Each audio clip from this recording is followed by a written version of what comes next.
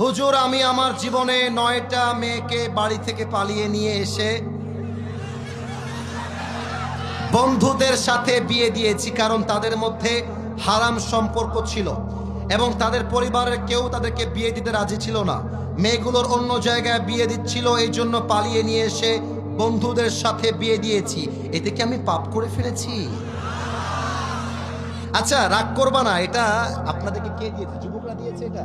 আচ্ছা, যুবকরা দিয়েছে। মহান ব্যক্তি মনে হয় এখানে উপস্থিত রয়েছেন। আমি তাকে বলবো, যাকে পছন্দ তাকেই আমাদেরকে বিয়ে করতে হবে যুবক ভাইরা।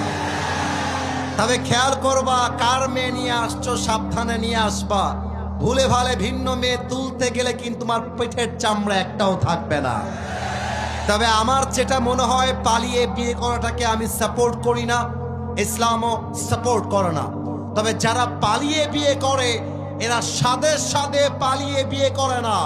আরে দেয়ালে পিঠ ঠেকলে মানুষ পালিয়ে বিয়ে করতে বাধ্য হয়। আমার তো মনে হয় যুবকের বাপ যদি যুবককে রাইট টাইমে বিয়ে দিয়ে দেয়, আরে পালিয়ে বিয়ে করবে কেন? ধুমধাম করে সবার সামনে বিয়ে হবে।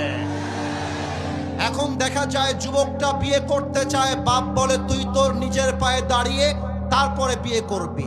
মেয়েটা বিয়ে করতে চায়, বাপ মা বলে তোর বয়স এখনো 18 হয় নাই।